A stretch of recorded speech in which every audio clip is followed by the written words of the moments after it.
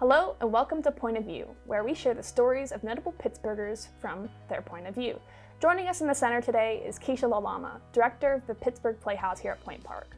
We'll talk about what her experience is like in this new role, her experience in podcasting, and the keys to success to become a successful performer. This is POV.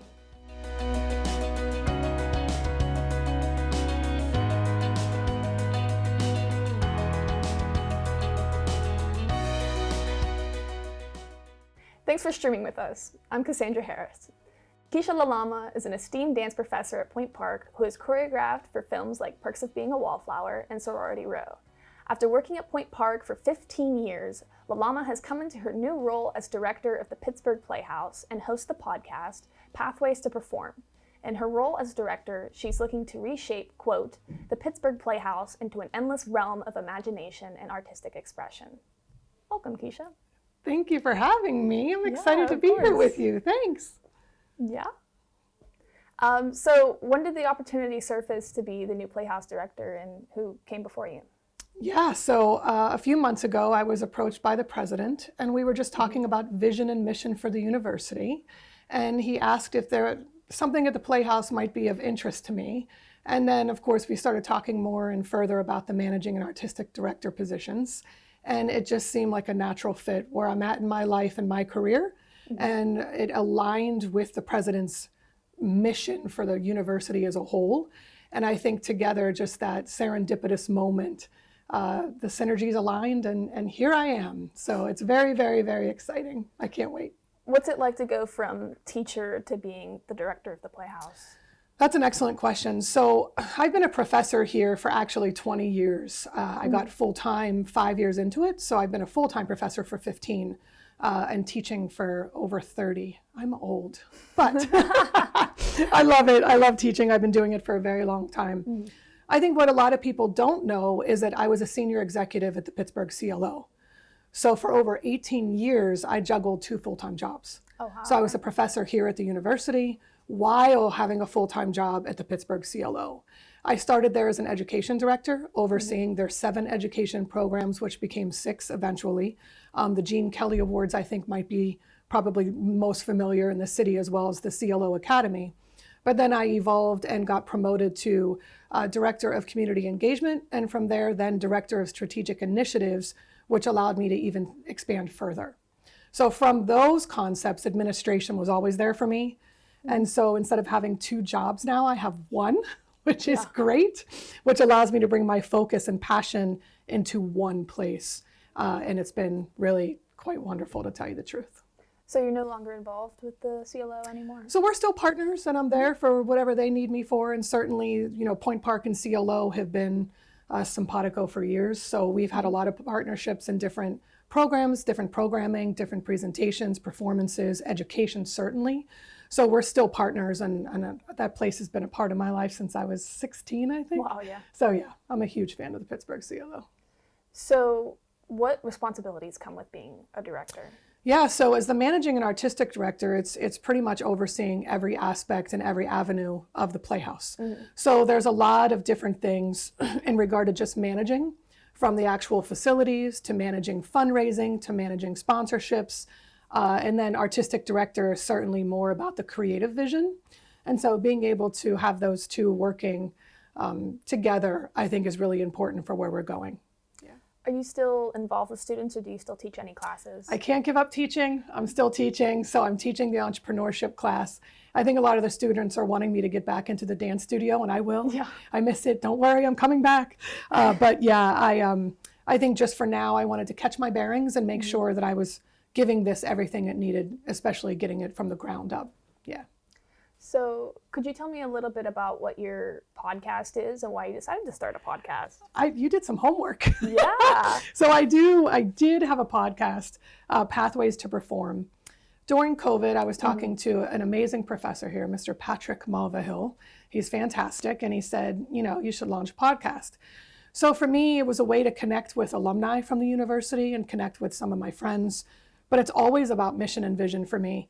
And I really wanted people to understand that no matter what you want to do, no matter what you're chasing, there's always a way. And so with every single person I interviewed, they pretty much validated my theory that you do have a path and it's yours, and it may not necessarily be the same as someone else's, or especially the path that someone thinks you should take, but the pathway will always lead you where you're supposed to be and allow you to perform at your best, especially if you want it. You just have to do the work, and really commit yourself to any challenges or obstacles that come in your way.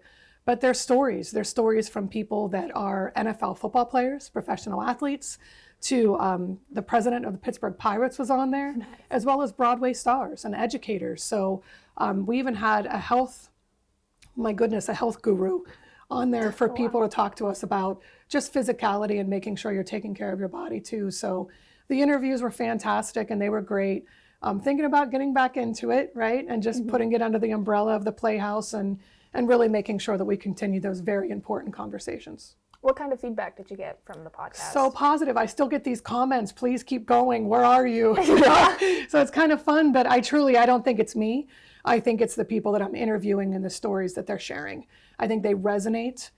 Maybe the structure allows those stories to surface, but for the most part, I just think the sincere stories and genuine stories resonate with whoever's listening, and it just inspires you to keep going.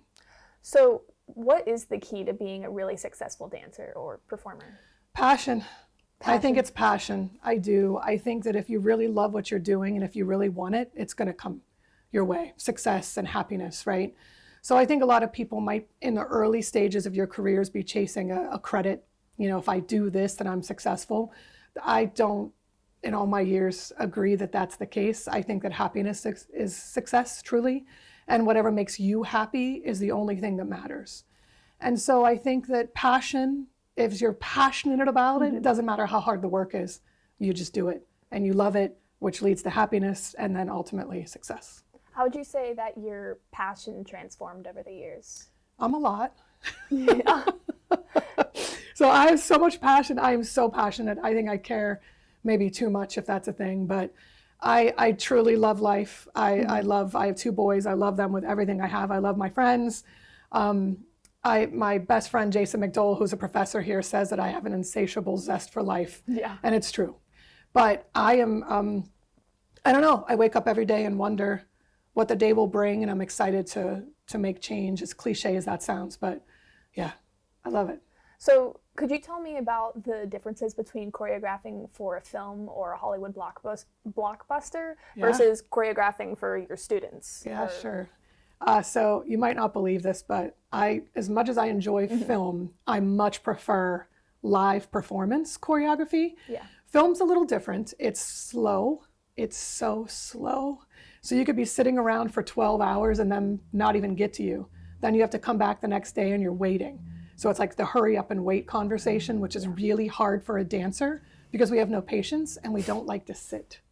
So film is different in a way that you have to understand every aspect of what's going on. So as much as you think your little moment is the most important part in the film, it can get cut. So it's about collaboration, true collaboration, which is very different than working on a concert work, because a lot of that is the artistic director's vision or the choreographer's vision, and you're working with dancers to make that happen. But as collaborative as that is, films are they're just more complicated. More people, more cameras, more aspects, more technical aspects.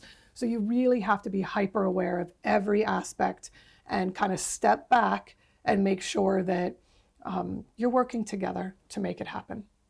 So you said that it's difficult for you to sit still. Yeah, so I don't like how to do you sit. deal with doing all the paperwork? Yeah, it's been a challenge.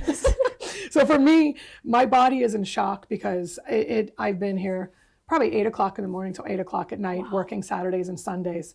But the first couple weeks, I mean, seriously, this is what no one really talks about, the truth, right? I love it. However, sitting for 12 hours and not realizing that you didn't drink water, you didn't take a lunch break, you should probably go to the restroom, right? But you're loving it, so you're going and going and going, and then you realize, why don't I feel okay? Well, it's because you drank 5 Americanos, venti size, and you didn't drink water, Yeah. So these are the kinds of things. I'm getting in a rhythm now, I'm getting better, I'm going to the gym. But for me, my meditation is movement. So if I'm not moving, I'm not okay. So the first 2 or 3 weeks were a little different, but now I have a plan and a process, so I'm better. Good question. Thanks. So when did you switch from performing and choreographing to teaching? Yeah, so my senior year here at Point Park, I hurt my knee really bad, and it was the third or fourth time I tore my ACL and MCL. And so my left leg has always been damaged. I was a gymnast first. And that was it. I mean, I had plans to actually perform with the Pittsburgh CLO. Yeah. And then I had a big plan to move to Chicago and dance for River North. It was a dance company that was wonderful that happened to fold over COVID, which is really sad, as so many others have. But for me, teaching and choreography was always the path. So I just felt as if, you know what, my trajectory has shifted. This is where I'm going. This is where I always wanted to go. And so the educational and choreographic opportunities surfaced probably faster than what I thought they would. But ultimately, I've ended up in the dream scenario. So I'm good, you know. Yeah. Yeah. So what still drives you to teach after 15 years? You kind of touched on this already. I love it. I love you guys. I love the students. I love seeing you succeed. My favorite thing is going to a Broadway show or seeing my students on Instagram, or going to a concert work and seeing them on stage and performing. It truly is the reward. Nothing is as, I don't know, you can't measure the reward. And so I love it. I love seeing the breakthrough and seeing a student go, aha. It's that aha moment for me that keeps me coming back. How often do you go to view the Broadway shows, and are they more often your students' shows than any other? Always the student shows, because I don't have time. The perfect example is Cinderella a couple years ago. It was on Broadway, and then one student was in it. Then another student went in it, so I had to go see it again. Then another student said, hey, you came to see so-and-so and so-and-so. Aren't you coming to see me, right? So I had to go see it again. Another one would be Hamilton. We've had so many Point Parkers cycle through. So I've gone to see that, I don't even know how many times. But yeah, so I go as many times as I can. Yeah.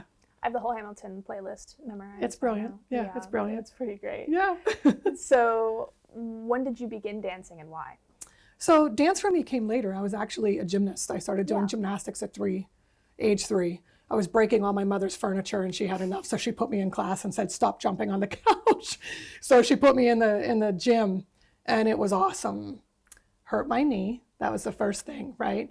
And then I was about 14 or 15 and a dance studio opened up in town, and she said, why don't you go take classes there?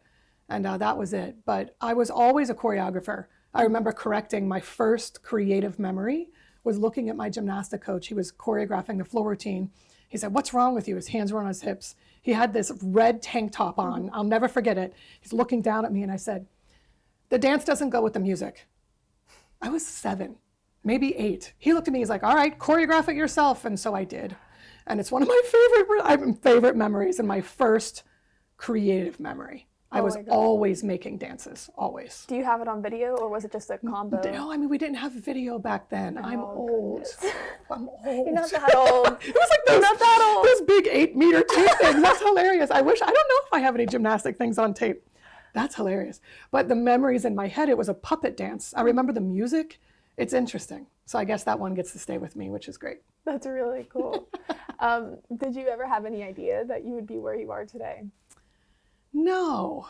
I mean, I think you're moving forward and doing these things. And I honestly have lived an extraordinary life, the dream scenario, to be able to make dances and do what I love while having 2 boys and a family. I recently got married to the most amazing man. I should probably say his name because he'll be like, why didn't you say my name? My husband, Dave, he's fantastic. But he is so supportive. And I can truly tell you that our partnership has really allowed me to understand who I can become. And because of that, this all came together. And it enabled me to move forward in a way with confidence and an understanding that I may not have had before him. It's pretty great. That's my dad's name. Is it? See? Yeah. That's what it's all about. It's a good name. Connections. So after that moment when you were 7, did you know from there, or were you from there that you were going to be a choreographer? Yeah, I was always a choreographer. I tortured my sisters for years. I had them in the backyard learning dances. Then my 2 neighbors, Nikki and Renee, it was all 4 of us out there. I was making them do dances. Every holiday we would do shows for our family. Could you imagine being our parents and us doing another show at Thanksgiving. We're going to do a show for you. So I was always choreographing and always making dances. And I was here at school at Point Park. I'm actually a grad from the program, so I'm alum. And I started choreographing high school musicals while I was a student. So I was always choreographing and making dances. That's definitely my calling. I love it. I'm blessed. All right, Kiesha, well, thanks for the chat. I really appreciate it. Thank you. You were wonderful. Well, you were wonderful. You guys are the best. You surprised me with some of your answers. Good. Yeah. All right, stay right there as we move into our photo of you speed round. Oh, fun. Yeah. We've scoured the internet and our guest social media pages for pictures that need more context from their point of view. Are you ready, Kiesha? I'm not ready. I'm so excited. All right, so photo number 1, we called it Broadway Babies. Oh, that's Billy. So Billy Porter's amazing. He's a legend, and we've known each other for a while, and he's a Pittsburgh-based person that has never, ever stopped loving Pittsburgh. That's Billy. We did a show together at the Pittsburgh CLO, fundraising event. Oh, wow. Okay. He's fabulous. He's very giving and warm, and he's just wonderful. Okay, so the next one, we called it Take Off. Okay. So we're going to pull it up here in a second. This is on our way to the Jimmy Awards, my friends. So that's Michael Moritz, legendary music director and arranger and composer. I mean, he's legendary, but this is us leaving for the Jimmy Awards. I don't know what year it was, but we've done them forever together. He's a dear friend. How did you guys meet? Through the Pittsburgh CLO. We had launched the Jimmy Awards in 2009, and Michael and I had done them together for, I think, 10 or 11 years. So yeah, he's very much a brother to me. 2 Pittsburghers coming together. Yeah, exactly. Exactly. Doing the Broadway thing. All right. So this next one is, we called it Strike a Pose. Oh. So. Oh, again, the Jimmy Awards. Oh, that's awesome. So that's Theo. Theo is my assistant, and this is us being delirious on the red carpet because we're actually exhausted. And then the show starts, and yeah, after 12 days at the Jimmy Awards, this is what we look like. Beautiful. That's awesome. Okay, so this next one, we called it Point Park Legends. Oh, Garfield Lemonius. So he's very much a brother to me. We've known each other, again, since, of course, he's come here.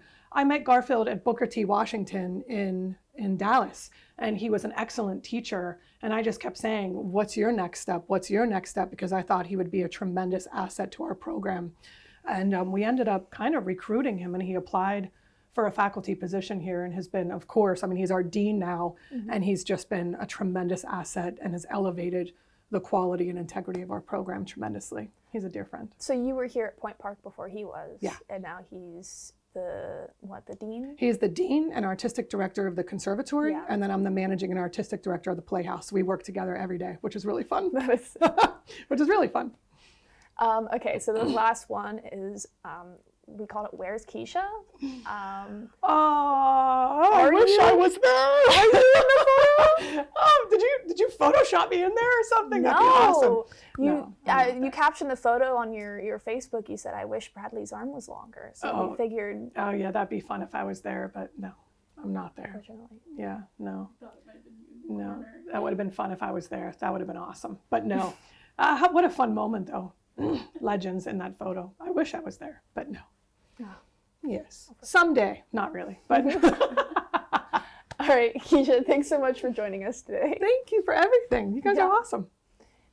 You can learn more about upcoming performances and events at the Pittsburgh Playhouse by visiting playhousepointpark.edu.